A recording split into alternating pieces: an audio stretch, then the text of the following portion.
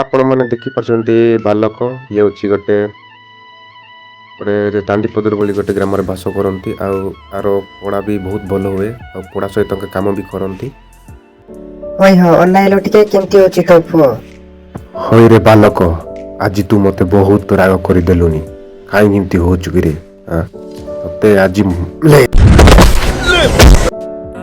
ହେ ଭଗବାନ, ମୁଁ କଣ କରିଥିଲି କୋଉ ଜନ୍ମରେ ଯେ ମୁଁ ଏ ଜନ୍ମରେ ବହୁତ କଷ୍ଟ ପାଉଛି। କଷ୍ଟ ସହିତ ବହୁତ କିଛି ମୋ ଜୀବନ ସହିତ ଏମିତି କାହିଁକି ହେଉଛି ପ୍ରଭୁ? ମୁଁ କିଛି ବୁଝିପାରୁନି ଆଉ କୋଉଠି ଯିବି? ଇଏ ମୋ ସହ କଣ ହେଇଯାଉଛି ଭଗବାନ, ମୁଁ କିଛି ବୁଝିପାରୁନି। ହେ ପ୍ରଭୁ, ମୁଁ କିଛି ବୁଝିପାରୁନି। ମୁଁ କେତେ ଦିନ ଆଉ ମୁଁ ଏଇ ଜଙ୍ଗଲରେ ରାତି କଟେଇବି? ମତେ ବହୁତ ଡର ଲାଗୁଛି। ଆଉ ବହୁତ ବର୍ଷ ଧରି ମୁଁ ଜଙ୍ଗଲରେ ଶୋଉଛି। ହେ ଭଗବାନ, ମତେ ଏଇ ଜୀବନଠୁ ଉଦ୍ଧାର କର। ଆଉ କେତେ ଦିନ ଏମିତି ମୁଁ ଶୋଇବି ଜଙ୍ଗଲରେ?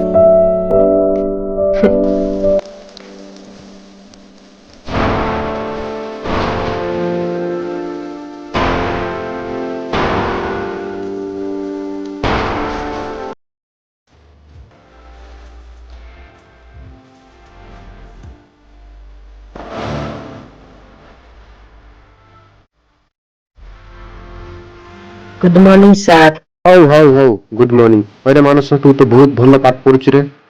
କେବଳ ତୃତୀୟ ଶ୍ରେଣୀରେ ଯୋଉକି ମଧ୍ୟ ତୁ ବହୁତ ଭଲ ପାଠ ପଢୁଛୁ। ପଢେ, ଆଗକୁ ଚେଷ୍ଟା କରେ ହେଲା।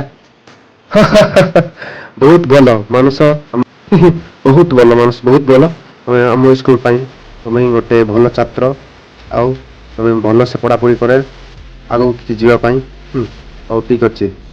ହେଲେ ସାର୍, ମୁଁ ବୁଝିପାରୁଛି ଯେ ମୁଁ ବହୁତ ଆଗକୁ ଯିବା ପାଇଁ ଚାହୁଁଛି, କିନ୍ତୁ ମୋ ଘର ଲୋକେ ମୁଁ କିଛି ବୁଝିପାରୁନି। ସାର୍, ମୁଁ ଚେଷ୍ଟା କରିବି, କିନ୍ତୁ ମୁଁ ଏଇ ସ୍କୁଲର ନାଁ ରଖିବି ଆଉ ମୁଁ ଆଗକୁ ଯିବା ପାଇଁ ଚେଷ୍ଟା କରିବି। ହଉ ସାର୍। ସାର୍ ତ ମତେ ଭଲ କଥା କହିଲେ, କିନ୍ତୁ ମୁଁ କଣ କରିବି ବୁଝିପାରୁନି। ଖାସ୍ ମୋ ନିଜର ମା ହୋଇଥାନ୍ତା କି ମୁଁ ବଡ ବଡ କଲେଜରେ ବଡ ବଡ ସ୍କୁଲରେ ପଢିଥାନ୍ତି ଆଉ ଆଗରେ ମୁଁ କିଛି କରିଥାନ୍ତି।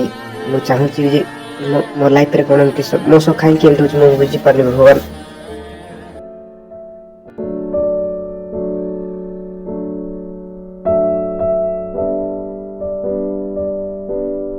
ହେ ଭଗବାନ, ମୁଁ ଆଜି କଣ କରିବି? ସ୍କୁଲରେ ପଇସା ମାଗୁଛନ୍ତି, ମୋ ପାଖରେ ତ ଟଙ୍କାଟିଏ ନାହିଁ। ଯଦି ଘରେ ମାଗିବି ବହୁତ ଅସୁବିଧା ହେଇଯିବ। ଓହୋ, ନା ମୁଁ କଣ କରିବି କିଛି ବୁଝିପାରୁନି। ବାପା, ମତେ ଗୋଟେ 50 ଟଙ୍କା ଦିଅ, ସ୍କୁଲରେ ଦରକାର ହଉଛି। ଓହୋ, ଏ ପିଲା ମତେ ଶୁଆଇ ଦେବନି। ବେକାରଟା, କୋଉଠି ପଇସା ଅଛି? ମୁଁ ପଇସା ମୋ ପାଖରେ ନାହିଁ। କୁଆ ପଳା ଆସିଛି କେମିତି? ଓହୋ, ମୁଁ ଏନା କଣ କରିବି? ହେ ଭଗବାନ, ଏବେ ମତେ ସାର୍ ମାନେ ବହୁତ ଗାଲି କରିବେ। କାଶ ମୋ ମା ଥାନ୍ତା କି ମୁଁ ବହୁତ ଖୁସିରେ ଥାନ୍ତି। ଭଗବାନ, ହେ ଗଡ୍, ମତେ ରକ୍ଷା କର।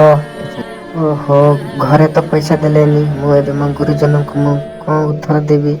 ଏ ଭଗବାନ, କିଛି ବୁଝିପାରୁନି। ହଇରେ ମାନସ, ତୋତେ 50 ଟଙ୍କା ଆଣ ପାଇଁ କୁହାଇଥିଲା ପରା, ଆଣିଲୁଟି? ହଉ, ଆଣିଛୁ ବୋଲେ ଦେ। ସରି ସାର୍, ଆଣିନି। ଘରେ ଅସୁବିଧା, ସେ ଘରେ ମାଗିଲି ଯେ ଦେଲେନି।